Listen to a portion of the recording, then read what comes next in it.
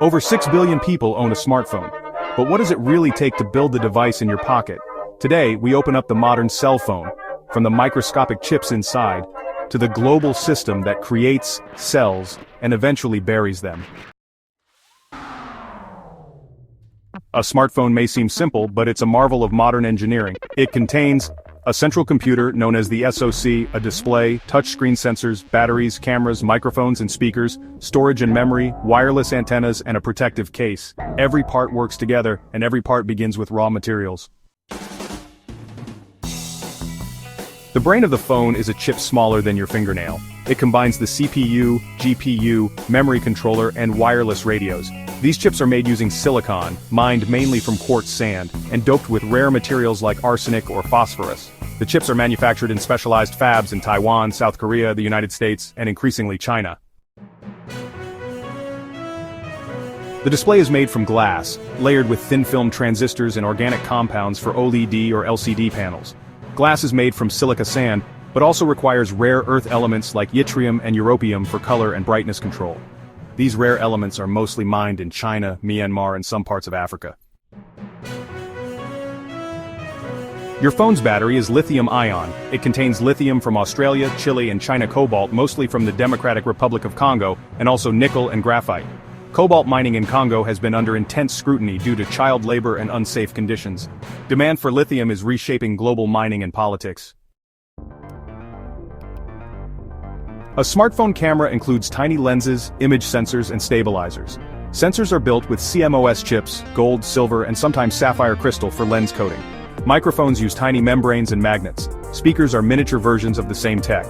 Gold, tantalum, and neodymium are all required, sourced from South America, Africa, and Australia. The case may look simple, but it's a blend of aluminum, glass, or high-grade plastics. Aluminum comes from bauxite ore, primarily mined in Australia, Guinea, and Brazil. Some phones use titanium or ceramic for luxury builds. All require precise machining and assembly. Once materials are sourced, they travel to manufacturing hubs, mainly in China, Vietnam, and India. Major plants like Foxconn and Shenzhen assemble components into finished phones at scale. These phones are then shipped worldwide: the United States, Europe, Africa, Latin America. Many are sold in markets far from where they were made. Each year, over 1.5 billion smartphones are sold. But what happens to the old ones? Some are resold or donated, but most are either recycled or discarded. Recycling phones involves extracting valuable materials like gold and copper, but many informal e-waste recyclers, especially in Africa, use unsafe methods. Children often work in these hazardous conditions, exposed to toxic chemicals like lead, mercury, and cadmium. These exposures can cause lifelong health issues, significantly lowering their life expectancy. While some phones are responsibly recycled, many end up in landfills, leaching harmful substances into the environment. Smartphones are convenient, but behind the screen lies a complex cost. Economically, billions are involved in global trade. China dominates assembly, while the United States leads in design and software. Africa and South America mine the metals. Socially, there are labor abuses in cobalt mines, low wages in factories, and digital addiction at scale. Environmentally, mining scars ecosystems, manufacturing consumes huge energy, and e-waste pollutes land and water. Every step has consequences. The largest markets are Asia, especially China and India, North America, and Europe.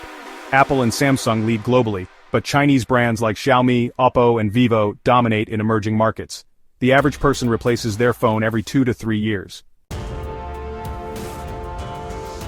Some companies now offer modular or repairable phones. Fairphone and TerraCube build ethical alternatives using recycled metals and conflict-free materials, but these are a drop in the ocean.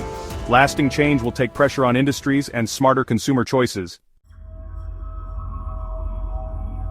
A smartphone connects you to the world, but it also comes from the world. From South American mines to Chinese factories, from your hand to the landfill or recycler, every phone has a story, and it doesn't end when the screen goes dark.